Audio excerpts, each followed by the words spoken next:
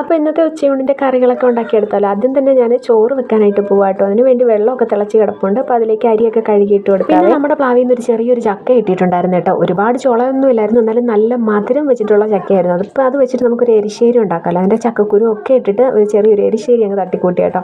പിന്നെ കുറച്ച് സോയ ഇരിപ്പുണ്ട്, അതും കൂടെ ഒന്ന് തിളച്ച വെള്ളത്തിലോട്ട് ഇട്ട് വെച്ചിട്ടുണ്ട്. ഇന്ന് വാപ്പ വന്നപ്പോഴത്തേക്ക് നമുക്ക് കുറച്ച് ചെടി കൊണ്ട് തന്നിട്ടുണ്ടായിരുന്നു കേട്ടോ. അപ്പോൾ അത് പിന്നെ നടാമെന്ന് വിചാരിച്ചിട്ട് വെള്ളം ഒഴിച്ചിട്ട് മാറ്റി വെച്ചിട്ടുണ്ടായിരുന്നു. അങ്ങനെ കാത്തിരുന്നിട്ട് നമ്മുടെ ലൈൻ പൈപ്പിൽ വെള്ളം ആദ്യമായിട്ട് വന്നിട്ടുണ്ട് കേട്ടോ. അതിൻ്റെ സന്തോഷം പറയാതിരിക്കാൻ പറ്റത്തില്ലേ. അത് കഴിഞ്ഞ് മുറ്റം അടിക്കാനായിട്ട് ഇറങ്ങിയിട്ടുണ്ട്. മുറ്റമൊക്കെ അടിച്ച് കഴിഞ്ഞപ്പോഴത്തേക്കും കുറച്ച് കറിവേപ്പില എടുത്തുകൊണ്ട് പോകാമെന്ന് വിചാരിച്ച് നോക്കിയപ്പോഴത്തേക്കും കുറച്ച് മുരിങ്ങയില നിൽക്കും. എന്തായാലും മീനൊന്നും കിട്ടിയിട്ടില്ല. അപ്പോൾ മുരിങ്ങയില വെച്ചിട്ട് ഒരു മുട്ടയൊക്കെ പൊട്ടിച്ച് വെച്ചിട്ട് തോരൻ വെക്കാമെന്ന് കരുതി കുറച്ച് എടുത്തുകൊണ്ട് വന്നു. മുരിങ്ങ പൂത്ത് നിന്നതുകൊണ്ട് അധികം ഒടിക്കേണ്ട അമ്മയുടെ ഒരു ഓർഡർ ഉണ്ടായിരുന്നു കേട്ടോ. അതുകൊണ്ട് തന്നെ അധികം ഒടിക്കാനായിട്ട് നിന്നില്ല. അങ്ങനെ തട്ടിക്കൂട്ടിയൊരു മുട്ടയും പൊട്ടിച്ച് വെച്ചൊരു കൊച്ചു തോരനും അങ്ങോട്ട് ഉണ്ടാക്കിയിട്ടുണ്ടായിരുന്നു. ഇതിനിടയ്ക്ക് സോയയിൽ കുറച്ച് മസാലയൊക്കെ തേച്ച് പൊരിക്കാനായിട്ട് മാറ്റി വെച്ച് കേട്ടോ. പിന്നെ നമ്മുടെ ചക്ക എരിശ്ശേരിയും മാങ്ങ ചമ്മന്തിയൊക്കെ കൂട്ടിയിട്ട് നല്ല അടിപൊളിയായിട്ടുള്ളൊരു ഉച്ചയൂണും കൂടെ കഴിച്ചു. ഇഷ്ടപ്പെട്ട ലൈക്ക് ചെയ്യണേ. ബൈ.